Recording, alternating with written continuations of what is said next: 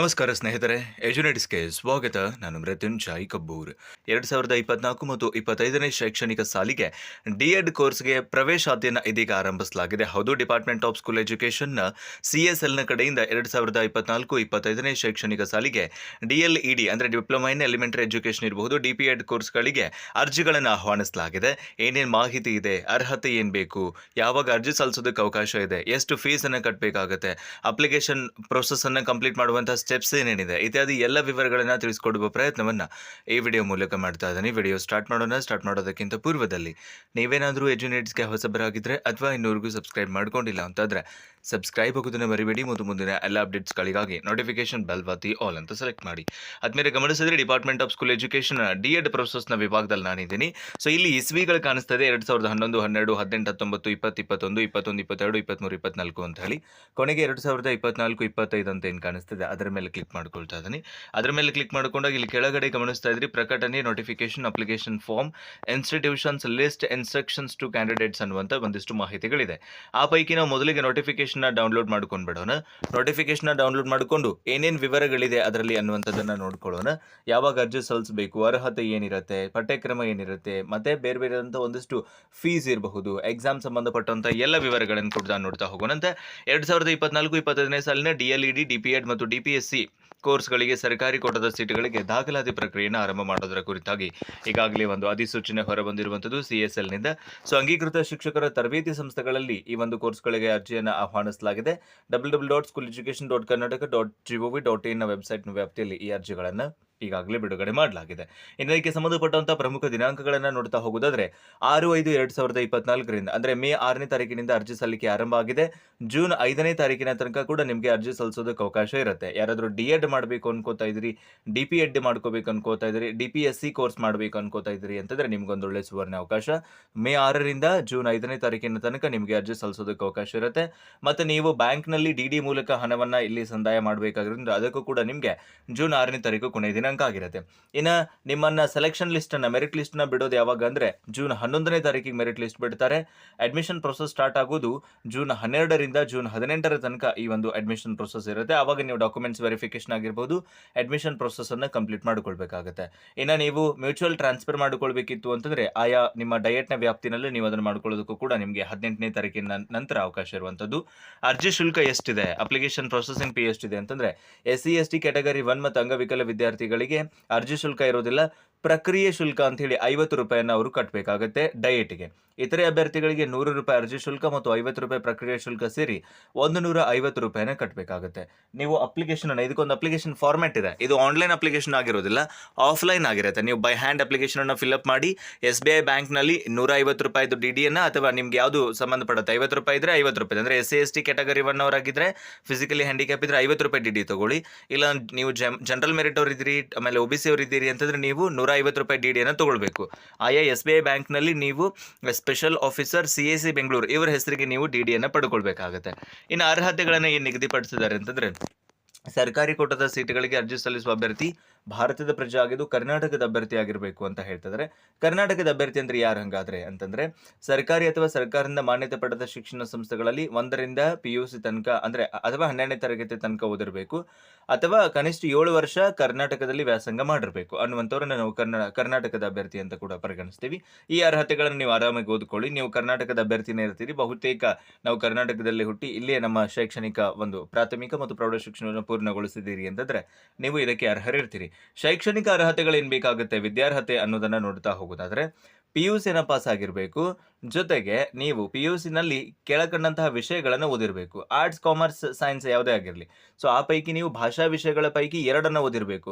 English, Kannada, Hindi, Telugu, Arabic, Tamil, Malayalam, Urdu, Marathi, Sanskrit ಇಷ್ಟರೊಳಗೆ ಯಾವುದಾದ್ರೂ 2 language ಅನ್ನ ಓದಿರಬೇಕು. ನೀವು ಸಾಮಾನ್ಯವಾಗಿ ಕನ್ನಡ ಮತ್ತು ಇಂಗ್ಲಿಷ್ ಅನ್ನಂತೂ ಓದಿರ್ತೀರಿ.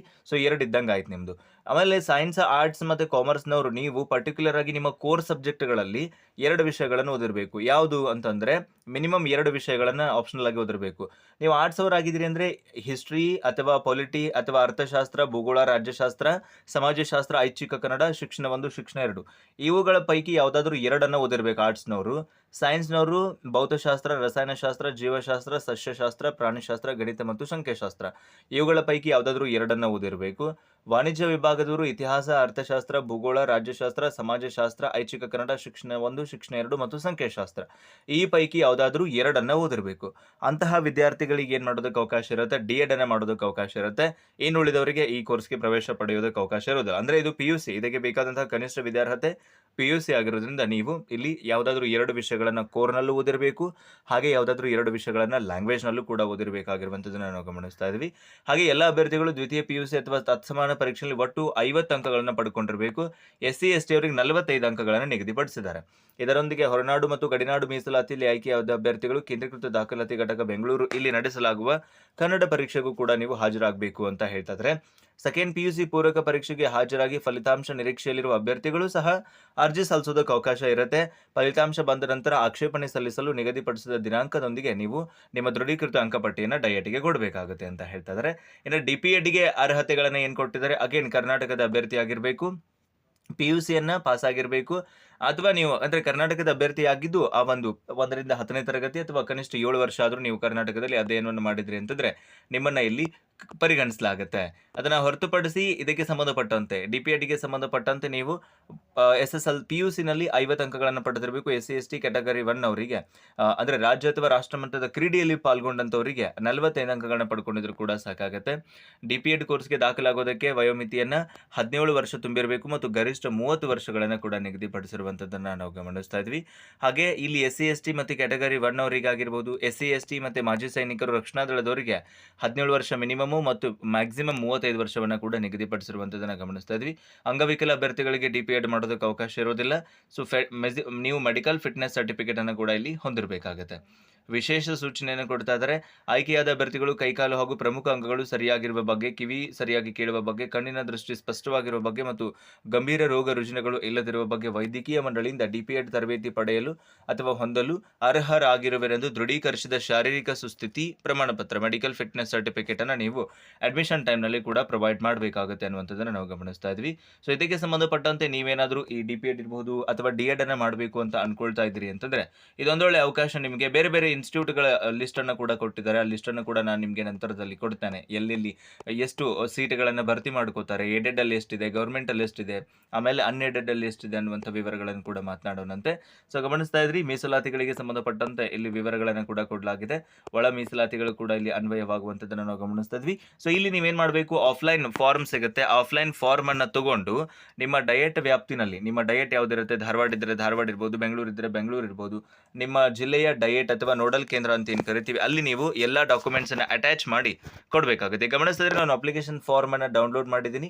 ಯಾವ ಕೋರ್ಸಿಗೆ ಅಪ್ಲೈ ಮಾಡ್ತಾ ಇದ್ರಿ ಅನ್ನೋದನ್ನ ಚೂಸ್ ಮಾಡ್ಕೊಳ್ಳಿ. D.Ed ಮಾಡ್ತಾ ಇದ್ರಿ ಅಂದ್ರೆ DELED ಅಂತ ಇದೆಯಲ್ಲ ಅದು D.Ed, diploma in elementary education ಅಂತ ಚೂಸ್ ಮಾಡ್ಕೊಳ್ಳಿ. ಫೋಟೋ ಅಟ್ಯಾಚ್ ಮಾಡಿ ಸೆಲೆಕ್ಟೆಡ್ ಮೀಡಿಯಂ ಅನ್ನು ಆಯ್ಕೆ ಮಾಡ್ಕೊಳ್ಳಿ. Name of the candidate, date of birth, gender, category, ಆಮೇಲೆ ನಿಮ್ದು ಯಾವ್ದಾದ್ರು ರಿಸರ್ವೇಷನ್ಗಳಿತ್ತು ಅಂದ್ರೆ ರಿಸರ್ವೇಷನ್ಗಳ ಬಗ್ಗೆ ಬರೀರಿ. ಸ್ಟೇಟ್ ಇದ್ರೆ ಸ್ಟೇಟ್ ಕರ್ನಾಟಕ ಅಂತ ಬರೀರಿ. So father name, mother name, pin code, email, special group ಇದೆ ನೋಡಿ, ಇಷ್ಟಿದೆ. ಡಿಫೆನ್ಸ್ ಇದೆ, ಎಕ್ಸ್ ಸರ್ವಿಸ್ ಮೆನ್ ಇದೆ, ಗಡಿನಾಡು, ಆಮೇಲೆ Horanadu, NCC, NSS, sports person, scouts and guides. So ಈ ರೀತಿಯಾದಂಥ ಒಂದಿಷ್ಟು ದಾಖಲೆಗಳಿದಾವೆ. ಇವುಗಳು ನಿಮಗೆ ಅನ್ವಯ ಆಗ್ತಾ ಇತ್ತು ಅಂದ್ರೆ ನೀವೆಲ್ಲವನ್ನು ಕೂಡ ಬರೀರಿ. 10th ಡೀಟೇಲ್ಸು, PUC ಡೀಟೇಲ್ಸ್ ಅನ್ನು ಕೂಡ ನೀವು ಇಲ್ಲಿ ಎಂಟರ್ ಮಾಡಬೇಕಾಗುತ್ತೆ.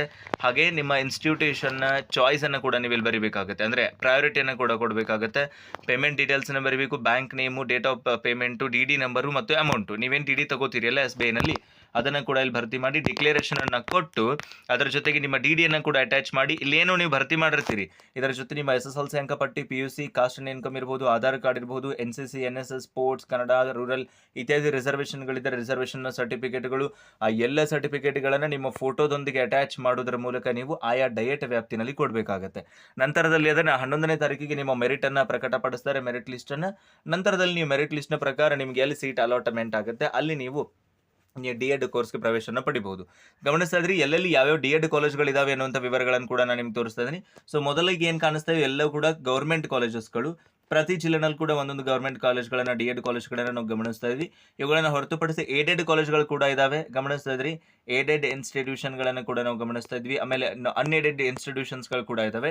ಡೋಂಟ್ ವರಿ, ಈ PDF ಅನ್ನು ನಂತರದಲ್ಲಿ ನಾನು ನಿಮಗೆ ಟೆಲಿಗ್ರಾಮ್ನಲ್ಲಿ ಅಪ್ಲೋಡ್ ಮಾಡಿರ್ತೀನಿ.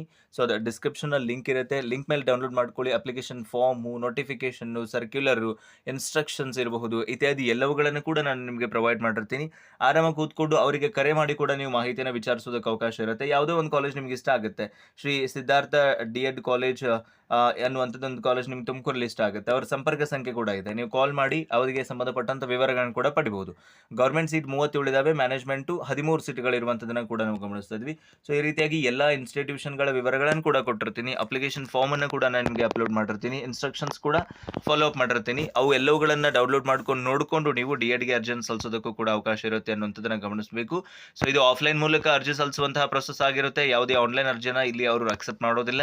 ನೀವು ಕಂಪಲ್ಸರಿಯಾಗಿ ಡೇಟ್ಗಳನ್ನು ನೆನ್ಪಿಟ್ಕೊಳ್ಬೇಕು. 6/5 ಅಪ್ಲಿಕೇಶನ್ ಸ್ಟಾರ್ಟ್ ಆದರೆ 5/6 ಕ್ಲೋಸ್ ಆಗುತ್ತೆ. ಜೊತೆಗೆ DD ಪೇ ಮಾಡೋದಕ್ಕೂ ಕೂಡ ನಿಮಗೆ 5/6 ಕೊನೆಯ ದಿನಾಂಕ ಆಗಿರುತ್ತೆ. ಅಷ್ಟರೊಳಗೆ ನೀವು ಎಲ್ಲ ಪ್ರೊಸೆಸನ್ನು ಮುಗಿಸ್ಕೊಂಡು ನಿಮ್ಮ ಜಿಲ್ಲೆಯ ಡಯಟ್ನ ವ್ಯಾಪ್ತಿಗೆ ನೀವು ಅಪ್ಲಿಕೇಶನ್ ಅನ್ನು ಕೊಟ್ಟುಬಿಡಿ ಅಂತ ಹೇಳ್ತಾ, ಸೊ ವಿಡಿಯೋ ಉಪಯೋಗಕಾರಿಯಾಗಿದೆ ಅಂತ ಭಾವಿಸ್ಕೊಳ್ತೀನಿ. ಈ ಕುರಿತು ಏನಾದರೂ ಡೌಟ್ಸ್ಗಳಿತ್ತು ಅಂದರೆ ಮುಕ್ತವಾಗಿ ಕಮೆಂಟ್ ಬಾಕ್ಸಲ್ಲಿ ಹಂಚ್ಕೊಳ್ಳಿ ಅಂತ ಹೇಳ್ತಾ, ಜೊತೆಗೆ ಯಾರೆಲ್ಲ ನಿಮ್ಮ ಫ್ರೆಂಡ್ಸ್ D.ed ಮಾಡಬೇಕು ಅಂತ ಅನ್ಕೊಳ್ತಾ ಇದ್ದಾರೆ ಅವರೆಲ್ಲರಿಗೂ ಕೂಡ ತಪ್ಪದೇ ವಿಡಿಯೋನ ಶೇರ್ ಮಾಡಿ. ಮತ್ತೊಂದು ವಿಡಿಯೋದೊಂದಿಗೆ ಸಿಗೋಣ. Thank you so much. Have a good time.